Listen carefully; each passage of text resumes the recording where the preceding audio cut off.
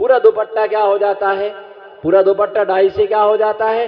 Die से पूरा दुपट्टा काला हो जाता, तेल से सारे वस्त्र खराब हो जाते हैं, कैसी वो बदबू मारते हैं, क्योंकि मंदिर के कपड़े कभी भी निरमा से धुलते नहीं है। बस डाला, पुजारी ने डाल दिए और ऊपर टांग दिया, निचोड़ दिया और वैसे इसे हूकने के लिए डाल दिया, हूक गया, आदमी आया, उसने पहना, एक लोटा पानी बम बम बम बम बम बम बम है ना किया, एक लोटा पानी डाला, अभिषेक थी गयो, बस जय जय भगवान, चावल चढ़ाया, निकल गए। बताओ, आधों को मंत्र नहीं आता अभिषेक का? आता है? अभी खड़ा करके बुलवाएंगे तो आधा नहीं आएगा। बस वो क्या बोलते, अभिषेक कैसे वो कर रहे थे इसलिए हमने किया। कई लोगों को शुद्धि नहीं आती है तो उसकी मम्मी मार मार के बुलवाती, बोलो शुद्धि, मन शुद्धि, मन शुद्धि, बोलो वचन शुद्धि, वचन शुद्धि, बोलो काय शुद्धि, काय शुद्धि।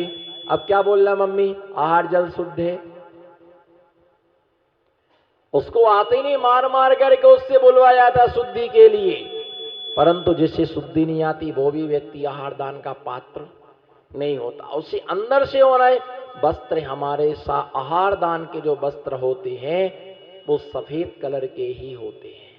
पीले वस्त्रों से आहार दान नहीं दिया जाता, लाल वस्त्रों से आहार दान नहीं दिया, ये आहार के वस्त्र नहीं है। आहार के वस्त्र तो क्या होते हैं, बिल्कुल अलग होना चाहिए। जो आहार के वस्त्र हैं उनसे बैठ करके भोजन नहीं करना चाहिए श्रावक के लिए। जो धोती दुपट्टा है उनसे भोजन नहीं करना चाहिए, क्योंकि तुम उनसे भोजन करते हो और कई बार तुमसे अन्न गिर जाता। और मालूम माताओं, ध्यान रख के चलना, 16 को 16 बना के रखना। कौन धोए? तो चौके में काम करते रहे, उन्हीं कपड़ों से क्या कर लिया, भोजन कर लिया। किसी ने छुआ नहीं तो उन्हीं कपड़ों को उतार करके रख दिया और दूसरे दिन फिर उन्हीं कपड़ों को क्या कर लिया, पहन लिया। ऐसा 16 नहीं चलता है, ऐसा 16 नहीं चलता है। 16 16 जैसा होना कि वो वस्त्र, अगर जिन वस्त्रों से पहन करके आपने भोजन कर लिया है उन वस्त्रों को क्या करना चाहिए, धोना चाहिए। धोने के बाद वो शुद्ध होते हैं। ऐसे 4 प्रकार के दानों के विषय में बतलाया था। आहार दान, औसत दान, पहला तो 16 में होता आहार दान। औसत दान 2 प्रकार का, एक आहार में देने योग्य, क्या एक आहार में, एक आहार में देने योग्य, और एक बाहर से लगाने योग्य। जैसे कोई लेप वगैरह लगाना है, पेट में जलन हो रही, लघु शंका में जलन हो रही, या अन्य किसी प्रकार से सिर दुख रहा, फुंसियां हो रही, अन्य किसी प्रकार से बीमारी उनको हो रही है, मिट्टी का लेप करना है गर्मी के समय पेट पर, तो उसे फट्टी पर गीली मिट्टी को करके उनके पेट पर रखने से जलन दूर होती है। अथवा बहुत दाह उत्पन्न हो रही है तो उनके लिए घी और कपूर को मिला करके पूरे शरीर में लगाना, इत्यादि ऐसी क्रिया करने से उनको क्या है, बाहर का औसत दान है। कौन सा? ये बाहर का औसत दान है। और अंतरंग की जो औसत दान की व्यवस्था है वो आहार में देते हैं, वो 16 की होती है। इसके साथ जो दिया अभय दान, अभय दान का मतलब होता है उनके प्राणों की रक्षा करना। ज्ञान दान का, जो उन्हें पढ़ने के लिए ग्रंथ चाहिए वो ग्रंथ देना, ऐसा वो क्या कहलाता, अभय दान कहलाता। आचार्य महाराज इसमें बतला रहे हैं कि चारों दानों में कौन प्रसिद्धि को प्राप्त हुआ है। श्री सेन वृषभ सेन कौंडेसा शुकरास्य दृष्टान्ता वैयाव्रतस्सैते चतुर्विकल्पस्य मन्तव्यम्। श्रीसेन वृषभसेन कौंडेसा शुकरास्य दृष्टान्ता वैयाव्रतस्सैते चतुर्विकल्पस्य मन्तव्या। आचार्य समंत्रभद्र स्वामी रत्नकर्णक श्रावकाचार्य के 119 नंबर के श्लोक में उन महान जीवों के नाम बतला रहे कि कौन किस में प्रसिद्ध हुआ, कौन किस कार्य में प्रसिद्धि के लिए प्राप्त हुआ है। आहार दान देने में कौन प्रसिद्धि को प्राप्त हुआ? राजा श्रेयांश। श्री सेन नाम का जो राजा था वो आहार दान में प्रसिद्धि को प्राप्त हुआ। विषभसेना नाम की जो कन्या थी, वह वृषभसेना नाम की कन्या औसत दान में प्रसिद्धि के लिए प्राप्त हुई। कौंडेश नाम का जो ग्वाला था, वह ग्वाला शास्त्र दान में प्रसिद्धि के लिए प्राप्त हुआ और आवास दान में सुकर प्रसिद्धि के लिए प्राप्त हुआ। एक शुकर ने दिगंबर महामुनिराज की रक्षा की, उनके प्राणों के लिए बचाया, इसलिए वो शुकर अभय दान में प्रसिद्धि के लिए प्राप्त हुआ। जिस समय कर्म भूमि का अंत आया, कर्म भूमि का, भोग भूमि का अंत आया और कर्म भूमि का प्रारंभ हुआ। और भोग भूमि का मतलब होता है कि वहां धर्म नहीं होता है, वहां पर कर्म ही कर्म होता है। भोग भोगते हैं, आजीविका का साधन, वहां पर कोई दुकान नहीं होती है। आजीविका के साधन में कोई दुकान वहां पर नहीं होती है। 10 प्रकार के कल्प वृक्ष होते हैं। कितने प्रकार के? और भोजन चाहिए, भोजन चाहिए तो मालूम भोजनांग जाति के वृक्ष के पास जाते हैं, भोजन मिल जाता है। पानी चाहिए तो पानांग जाति के वृक्ष के पास जाते हैं, उनको पानी मिल जाता है। वस्त्र चाहिए तो उन्हें वस्त्रांग जाति के पास, वृक्षों के पास में जाते हैं तो उनके लिए क्या मिल जाते हैं? वस्त्र मिल जाते हैं। अगर उनके लिए वाद्यांग चाहिए तो बीड़ा वाद्यांग जाति वृक्ष के पास जाने से वाद्यांग उसको मिल जाते हैं। उन्हें जो जो सामग्री चाहिए पड़ती है तो वृक्षों से वस्त्र वगैरह सब उनको मिल जाते हैं। लेकिन भोजनांग जाति के वृक्ष से भोजन किसे मिलता है? जिसने पिछली पर्यायों में आहार दान दिया है। वस्त्र किसे मिलते हैं? जिसने आरिका माता जी के लिए वस्त्र भेंट किए, लक्षुल्लक जी को वस्त्र भेंट किए हैं, उन्हें तरह तरह के वस्त्र वहां उसके लिए प्राप्त होते हैं। सबसे पहले भोग भूमि का जब अंत हुआ, कल्प वृक्ष नष्ट हो गए, तब आजीविका के साधन क्या हो गए? समाप्त हो गए। और कर्म भूमिया का प्रारंभ हुआ तो कैसे आजीविका के साधन चलाए जाएं? प्रथम तीर्थेश आदिनाथ भगवान ने आजीविका के साधन बतलाए। असी, मसी, कृषि, शिल्प, वाणिज्य और विद्या, कि इनके द्वारा तुम अपनी आजीविका के लिए चलाओ। धीरे धीरे कर्म भूमि बढ़ती गई, बढ़ते उसका समय आता गया और आजीविका अपनी लोग करते गए, आजीविका करते गए। राजा आदि कुमार के लिए संसार से वैराग्य हो गया। संसार से जब उनके लिए वैराग्य हुआ तो उन्होंने फिर जैनेश्वरी दीक्षा के लिए स्वीकार कर लिया। नीलांजना का नृत्य देख करके उन्होंने दीक्षा को स्वीकार कर लिया। अब दीक्षा तो ले ली, दीक्षा तो उन्होंने ले ली। और दीक्षा लेने के बाद 6 महीने तक वो ध्यान में लीन रहे। कितने महीने तक? कितने महीने तक?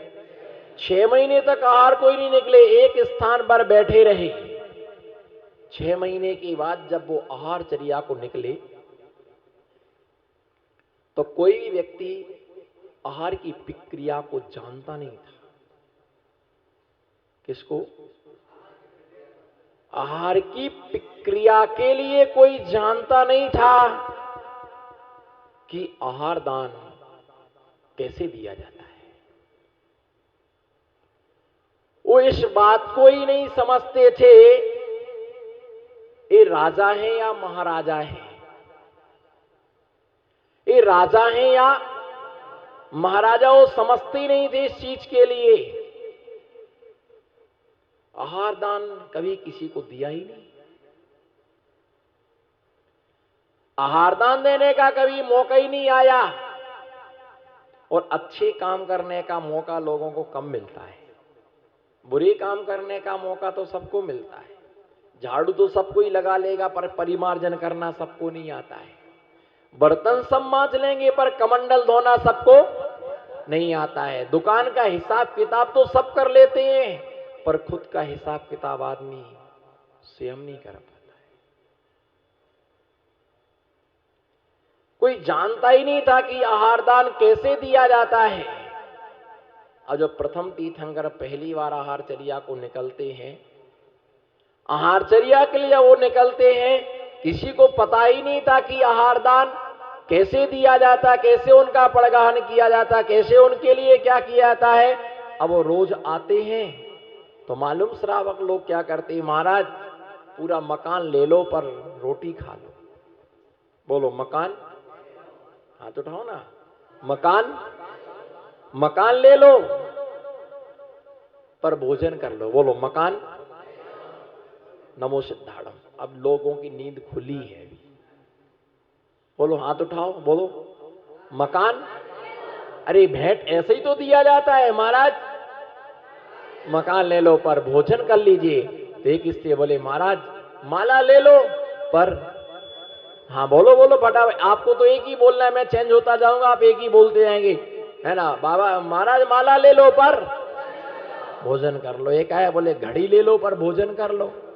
एक आया बोले बीवी बच्चे सब ले लो पर भोजन कर लीजिएगा।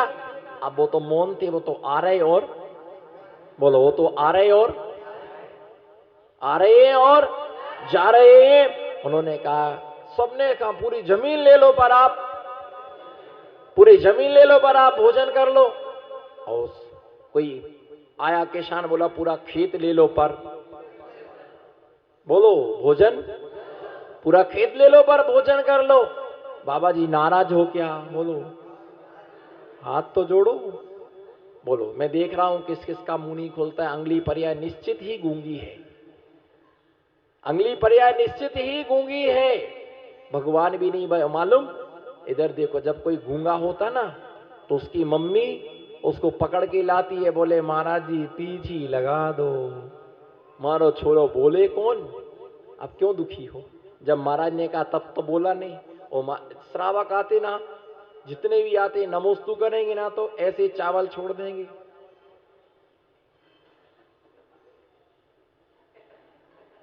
ऐसे देखते जैसे डाकू बैठा हो, मुंह से नमोस्तु शब्द निकलता ही नहीं है। अब का मालूम का पड़ रहा है कि जादू टोना कर रहा है कि अर्घ्य चढ़ा रहे हैं। बिल्कुल ऐसे धीरे से आते, और कई आदमी तो कमरे के अंदर ही नहीं आते, तो बाहर ही से, जैसे पूर्व जन्म का ऋण चुका दिया हो। और तो मंदिर में मिल जाए तो नमोस्तु, और संत निवास में बैठे हो तो कौन जाए। और बोल देते हमारी तरफ से तुम नमोस्तु बोल देना। तो बोलते महाराज जी नीचे एक अंकल मिले थे, उन्हें नमोस्तु बोला, तो हम भी बोलते विद फैमिली आशीर्वाद बोल देना। भैया जब कोई गूंगा होता है, आंखें काम नहीं करेंगी तो चश्मा से काम चल सकता। बोलो आंखें, आंखें काम नहीं करेंगी तो चश्मा से काम चल जाएगा। और जब कान काम नहीं करेंगे तो मशीन से काम।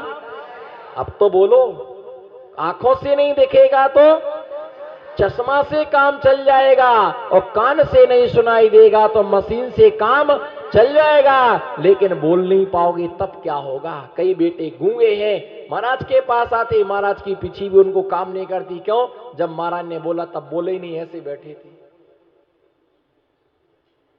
सोच रहे कि अब हमारे स्वामी कुबेर चले जाएंगे, हम क्या करेंगे अब।